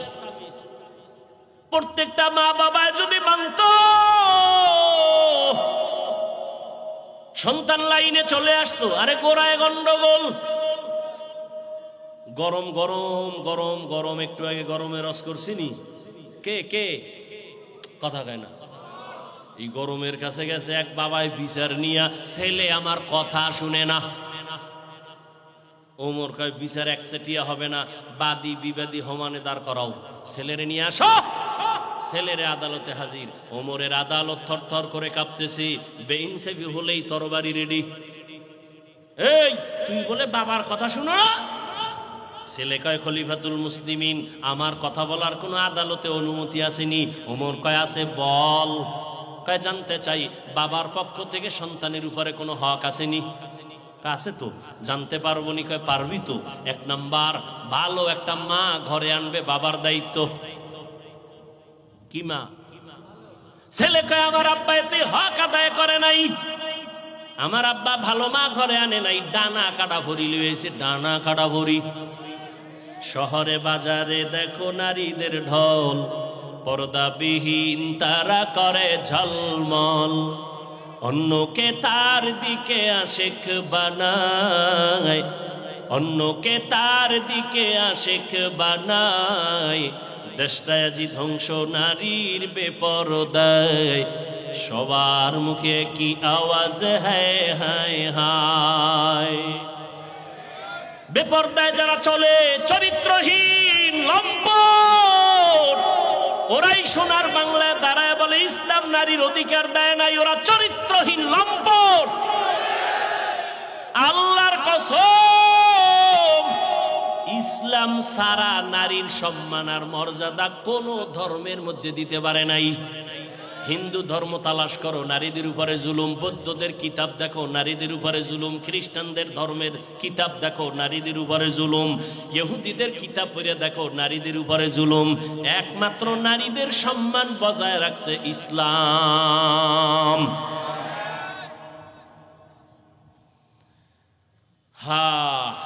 এরে আল্লাহর বান্দা, ডানা কাটা ভরি আছে বাড়ির ভিতরে। ডানা কাটার পরিমাণই ঘরে আইসেই ডানা কাটে। ঘরে আইসে কিছুদিন পরে স্বামীটারে ডাক দেখে, এই মগা, তোর বাবার ডানা ভালো না, এটারে কাটা লাগবে। কিছুদিন পরে কয় তোর মায়ের ডানাও খারাপ। এবার মগা তো ওর হৌর বাড়িতে পচা পায়খানা খাইছে যৌতুকের নামে। ওই তোর না, ছোট লোকের বাচ্চা, ফকিন্নির বাচ্চা। এই যৌতুক যেটিতে খায় সবগুলো ছোট লোকের বাচ্চা। ওদের মতো ইতর, ডাকাত, জালেম, চোর, দুর্নীতিবাজ আর দুনিয়াতে কেউ হতে পারে না। যৌতুক হালাল না হারাম? তাও যৌতুক নেয় কি বিদেশ যাওয়ার ভিসা চায়। একটারে ধরে যে গেলাম, তুই যে বিদেশ যাবি বিয়া কইরা হরু বাড়িতে ভিসা নিয়ে বউ নিবি নি? না না না না না, বউ নেওয়া যাবে না। কেন? কত বউ কি করবি? কয় বাড়িতে থাকবে। কে পাহারা দিবে? বলে ছোট ভাই। হাসেন আপনারা, এ আকাম চলে না? সত্য কথা বলতে তো টেনশন কেন? ওই যে একটু আগে বলছি না, ঠাডা পড়া দরকার ঘুমের মধ্যে। শুধু মোহাম্মদের উম্মত হওয়ার কারণে আল্লাহ বাঁচাই দিছেন, নাহলে ঘুমের তুইটা একটা চেহারাটা সুকার হয়ে গেছে।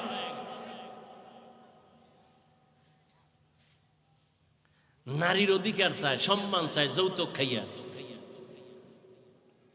যৌতুক যারা দেয়, যারা নেয়, যারা সহযোগিতা করে, সবাই ডাকাত, সবাই চোর, সবাই জালেম। মারাত্মক অভিশাপ। আল্লাহ হেদায়াত দান করে। তোমার দুই হাত আছে, কামাই করবা, হরু বাড়িতে ফকিন্নির মতো খাবা কেন? এক যুবক নিয়ত টিয়াত যাই করছি, বাবায় তো মান্নত করছে খাইতেই, বাবার লাগে তো আর পারি না। এই জন্যই তো বাবা জাহান্নামে যাইব কিয়ামতের দিন। একটু আগে বয়ানই তো শুনাইতেছি। ওমরে ফারুক বললেন, ভালো মা ঘরে আনবে। ডানা কাটা ভরি। কয় তোর মা ডানা ভালো না, বাবার ডানা ভালো না, কি করবো? কয় কুষ্টিয়া ফেলার ল গ্রাম সার। কুষ্টিয়া থেকে ডানতে ডানতে নিয়ে গেছে ঢাকা। ঢাকা যাই এবার স্বাধীনভাবে ঘুরে, স্ত্রী একদিকে দৌড়ায়, স্বামী আর একদিকে। কিছুদিন পরে কয় তোর ডানাও ভালো না। বলে টইলে কয় এবার ওরে সুইসা খাইয়া ওরে ফকির বানায়, এবার হিজরত করলাম। হিজরত। ওমরে ফারুক বলেন, 2 নম্বর দায়িত্ব, ঘরের মধ্যে ভালো মা আইনা বাবা আল্লাহর কাছে কলিজা ভরে দোয়া করবেন, রব্বি হাবলি মিন লাদুনকা যুররিয়াতান তাইয়্যিবাতান ইন্নাকা সামিউদ দুআ। ও আল্লাহ, তুমি একটা নেককার সন্তান দাও। 10টা ছেলে হইলে লাভ কি হবে যদি কুলাঙ্গার হয়? কয়েক মাস আগের খবর আপনারা জানেন, ফেসবুকের মুরিদেরা জানে সবাই। বাড্ডা থানা, ঢাকায় বাড্ডা, ওই থানার ভিতরে একটা বড় লোক মারা গেছে, টাকাওয়ালা। দুইটা শিক্ষিত কুলাঙ্গার রাইখে গেছে, লাশটা রাস্তায় ফালায় রাখছে। 24 ঘন্টা বাবার দুই ছেলে ঝগড়া করছে টাকা পয়সা নিয়ে, লাশটা দাফন করারও চিন্তা করে নাই।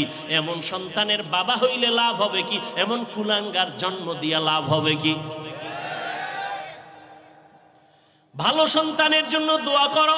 রহমতের নবী যদি দোয়া করেন, ইব্রাহিম নবী যদি দোয়া করেন, আল্লাহ নেককার সন্তান দাও। নেককার সন্তান মানে হুজুর না, না না, ভালো ডাক্তার হবে নেককার, ইঞ্জিনিয়ার হবে নেককার, একজন প্রফেসর হবে নেককার। ওই সন্তানটা মা বাবার জন্য সম্মান বয়ে নিয়ে আসবে, মা বাবার সম্মান বাড়বে।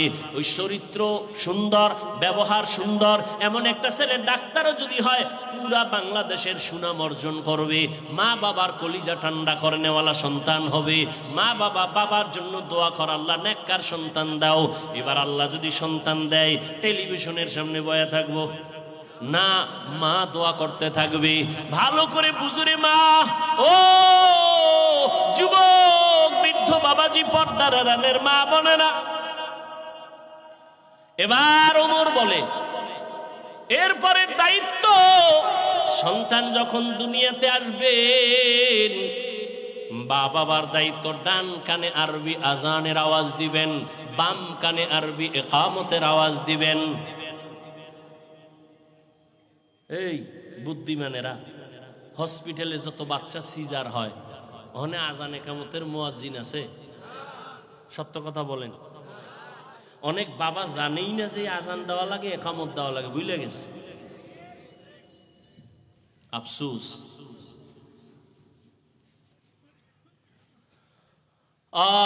এরপরে কি? ছেলে কইতেছে, আব্বা আম্মা এই দায়িত্ব আমার পালন করে নাই। এরপরে ওমর বলতেছে, এরপরের দায়িত্ব 7 দিন যখন হবে, 7 দিন চুল ফালাবে, সুন্দর একটা নাম রাখবে, নাম। ছেলে কয়, বাবা এই দায়িত্ব পালন করে নাই, আমার নামটাও রাখছে আউলা জাউলা নাম। কি নাম? কয়, আমার নাম রাখছে জউল, মানে জুয়েল, কোয়েল, দোয়েল।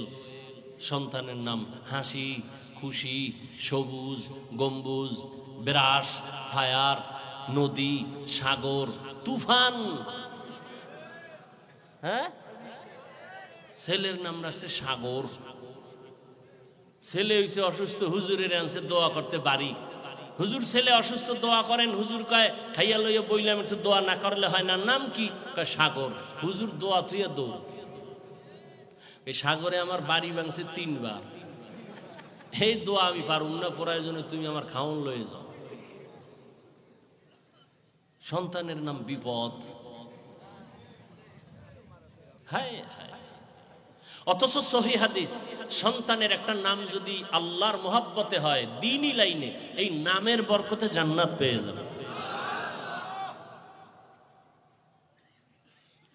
হুজুরগো কথা তো আগে তো সন্তান হইলে হুজুরগো জানাইতো, একটু মিষ্টি খাওয়াইতো, হুজুরদের থেকে আইনা নাম রাখতো।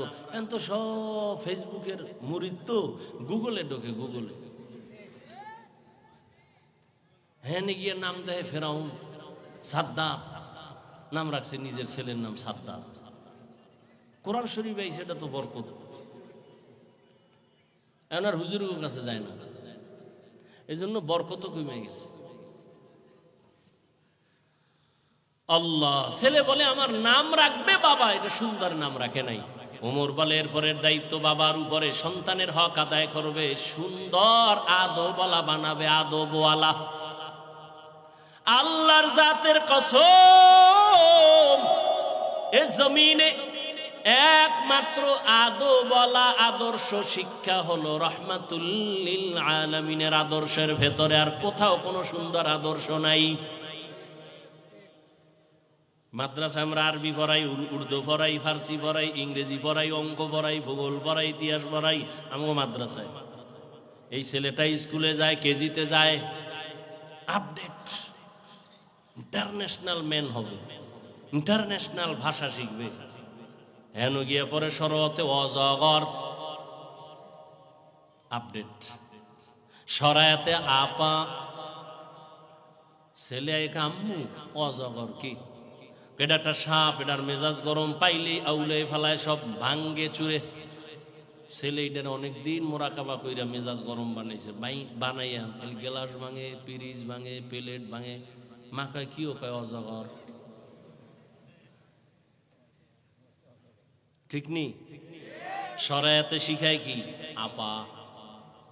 এইবার আপা কি জিনিস? কেটা আকাশের একটা চাল, অমূল্য সম্পদ। বাস ছেলে এগুলি লালন করতে করতে এবার আপার পেছনে দৌড়ায়।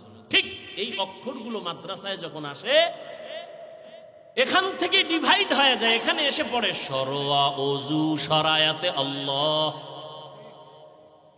দেখছেন নি কারবার? একই অক্ষরের শিক্ষা ডিভাইড হয়ে গেল রসুলের আদর্শের কারণে। ওখানে গিয়ে কবিতা কয় কিরিং কিরিং টেলিফোন, হ্যালো হ্যালো হ্যালো, কে তুমি কাকে চাও বলো বলো বলো। আমি ম্যাও হ্যালো ক্যাট বিড়ালকে চাই, জরুরি খবর আছে ডাইকা দাও তাই। হামটিমা টিম টিম, তার খাড়া দুটো শিং, তারা মাঠে বারে ডিম। শিংওয়ালা জানোয়ারে ডিম দেয়নি। তাহলে মিথ্যা শিক্ষা যদি হয় তো তো সম্পদ চোর হইব, চেয়ারে বইয়াও চুরি করব। শিক্ষা জীবনে বিদ্যা চুরি করে, কর্মজীবনে চেয়ারে বইয়া সরকারের টাকা চুরি করবে। শিক্ষা জীবনে কি চোর? বিদ্যা চোর। দেখেন না, যেই বিদ্যা শিখা দস্তকাত শিখছে সেই বিদ্যার পৃষ্ঠা সিরা সিরা জুতার তলে ঢুকায়। বিদ্যার সাথে এত বড় গাদ্দারি, এটা বরদাস্ত করা যায় না। অথচ আমরা মাদ্রাসায় লেখাপড়া করছি, রাস্তাঘাটে চলতে যদি একটা বাংলা লেখার কাগজ পড়ে থাকে ওটা উঠাইয়া সম্মানের জায়গায় রাখি, আর এরা এটি সিরা জুতার ভিতরে ঢুকায় নকল করার জন্য। এই বিদ্যায় দিবে তোরে ভাত। আল্লাহ হেদায়েত দান করে। জিন্দেগি মে বন্দগি তু কর নাহি, जिंदगी में बंदगी तू कर नहीं, जिंदगी बे बंदगी शर्मिंदा है, जिंदगी बे बंदगी शर्मिंदा है। এরে পর্দার আড়ালের আম্মা জানেরা বোনেরা, আপনারাও মুসলমান, আমিও মুসলমান। আপনাদের আল্লাহ আমার আল্লাহ দুই না এক? আমি কথা গুছায় নিয়ে আসতেছি, ভালো করে বলেন। আপনাদের নবী আমার নবী, আপনাদের কোরআন আমার কোরআন, আপনাদের কাবা আমার কাবা, আপনাদের ধর্ম আমার ধর্ম, আপনাদের কালেমা আমার কালেমা। দুনিয়াতে আমরা আসছি সিস্টেম, বিদায়বেলা কাফনের সংখ্যা আমারও 3টা, আপনাকেও 3 কাফন দেয়া হবে, কালার হবে আলাদা। কি কালারও হবে এক, কবরের সাইজও হবে। কবরে রাখার পরে প্রশ্ন হবে কয়টা? তাও কিন্তু এক। রবের পরিচয় দাও, ধর্মের পরিচয় দাও, রহমাতুল লিল আলামিনের পরিচয় দাও। এরে আল্লাহর বান্দারা, দুঃখ এত বয়ান এত বয়ান এত বয়ান, পাও ধরে ধরে বয়ান করি। এতক্ষণ যে আপনাদের সামনে চিল্লাইয়া বয়ান করলাম, আমি কিন্তু একবারও বলি নাই ও এলাকার মুসলমানেরা আমি 5 কল্লি টুপি পরেছি, আপনারাও টুপি পরেন। একবারও বলি নাই আমি কওমি মাদ্রাসার সন্তান, আপনারাও কওমি মাদ্রাসায় যান।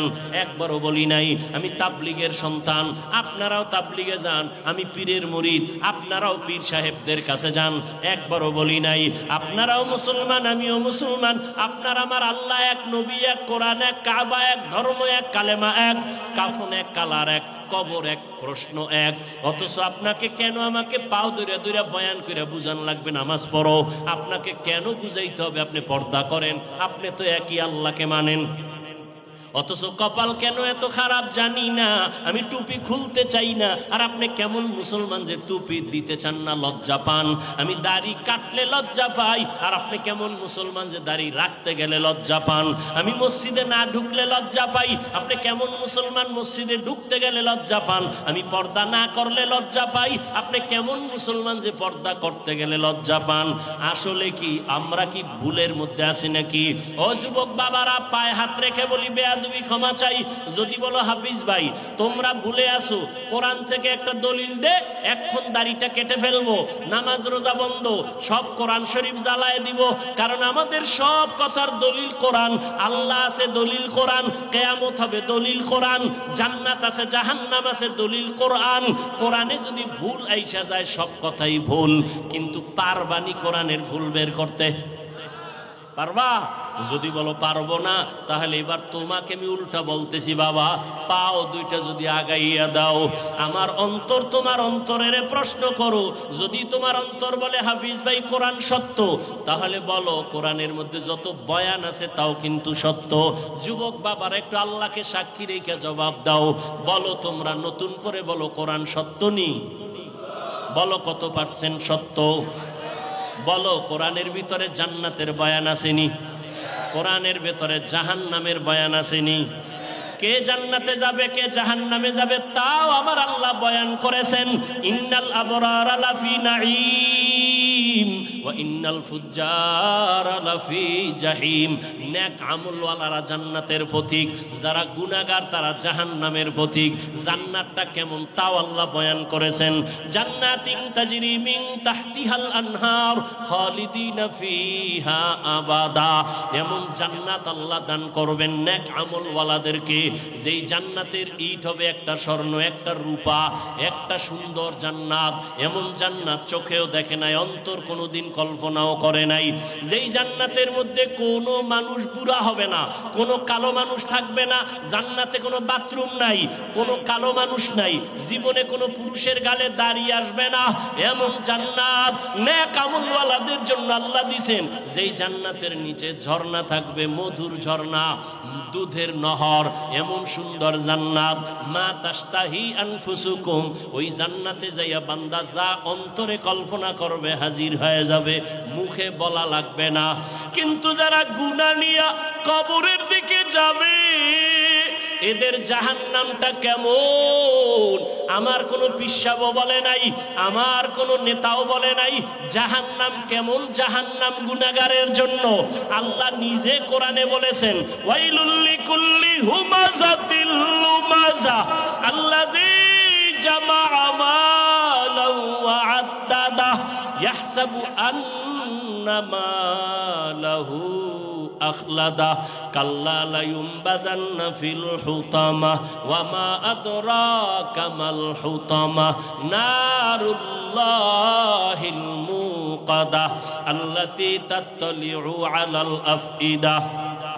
জাহান্নাম কেমন? জাহান্নাম আল্লাহ নিজেই বলতেছেন নারুল্লাহ।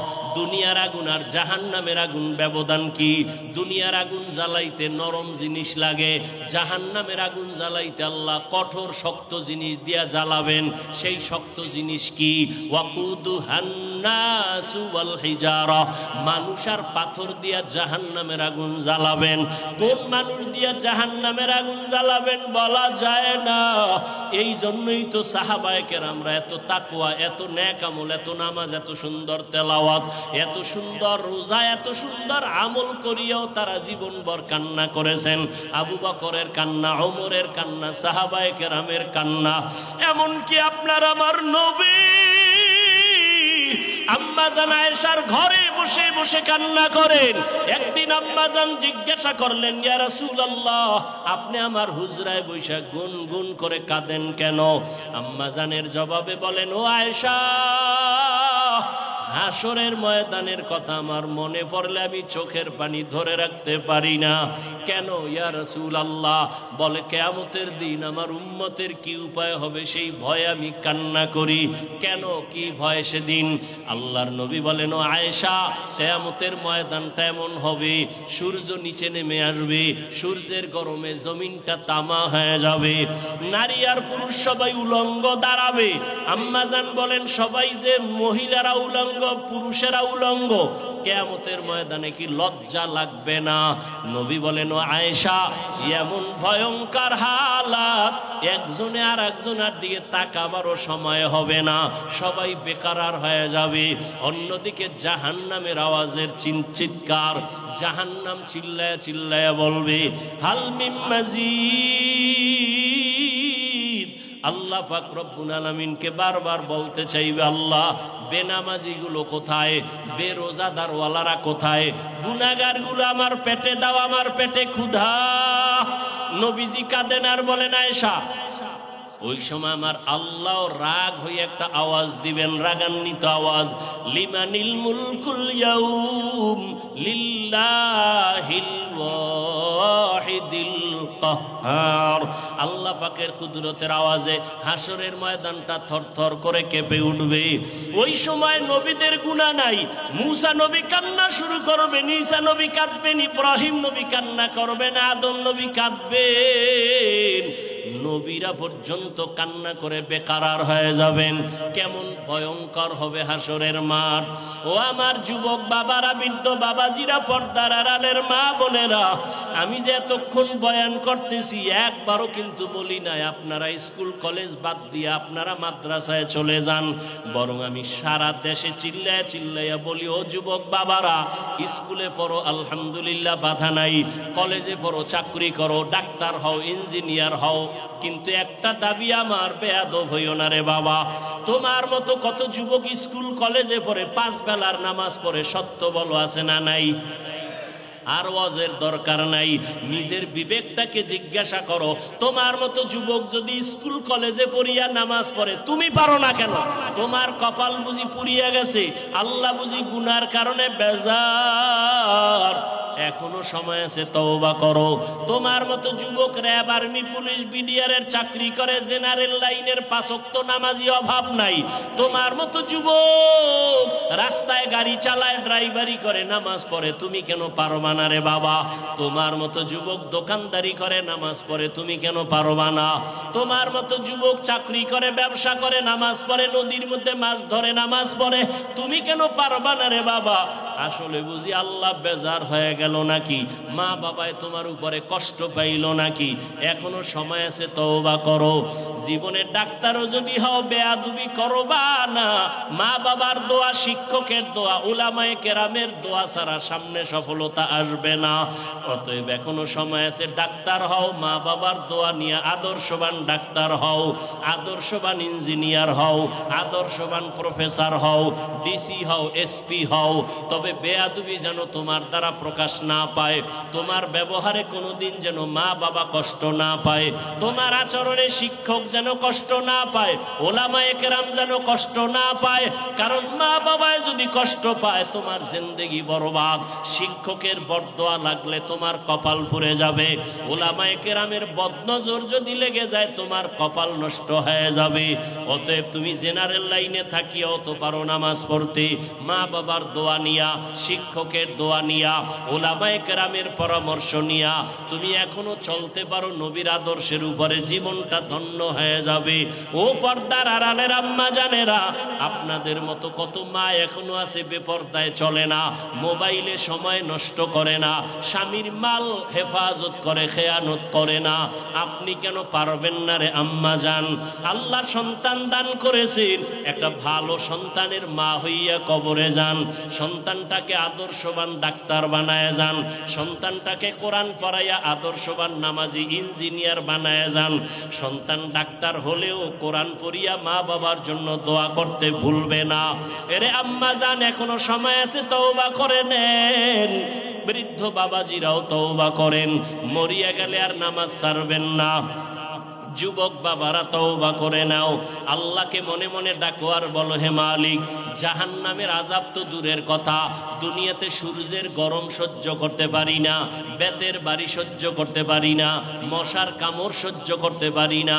কোরআন হাদিসের বয়ান অনুযায়ী 1 জাররা পরিমাণ গুনাহ নিয়ে গেলে জাহান্নামের গরম কেমনে সহ্য করব? 2 পার্শ্বের কবরের মাটির চাপ কেমনে সহ্য করব? হাসরের ময়দানের কষ্ট কেমনে সহ্য করব? ও আল্লাহ, আজকে থেকে তওবা করে নিলাম। জীবনে কত নামাজ ছাড়লাম, দাড়ি কাটলাম, বেপরদায় চললাম। আমার মতো যুবক যদি স্কুল কলেজে পড়িয়া, চাকরি ব্যবসা করিয়াও নামাজ পড়ে, আমি কেন পারবো না? আজকে থেকে তওবা করে দিলাম, আর নামাজ ছাড়বো না, আর দাড়ি কাটবো না, বেপরদায় চলবো না, মা বাবার সাথে বেয়াদবি করবো না। শিক্ষকের দোয়া, উলামায়ে কেরামের পরামর্শ দোয়া নিয়া নবীজির তরিকা মতো মতো চলবো, তওবা করার মতো যদি অন্তর তৈরি হয়, মুনাফিকি যদি না থাকে, খাঁটি তওবার নিয়ত যাদের আছে, দুটো হাত আমার আল্লাহকে দেখাইয়া দাও। আয় আল্লাহ, হাতগুলো কবুল করে নেন, তওবা কবুল করে নেন, তওবার উপরে মজবুত হইয়া চলার তৌফিক দান করেন, আমিন। আলহামদুলিল্লাহি রাব্বিল আলামিন, ওয়াসসালাতু ওয়াসসালামু আলা সাইয়্যিদিল আমবিয়াই ওয়াল মুরসালিন ওয়া আলা আলিহি ওয়া আসহাবিহি আজমাইন। ইয়া আরহামার রাহিমিন, ইয়া আরহামার রাহিমিন, ইয়া আরহামার রাহিমিন।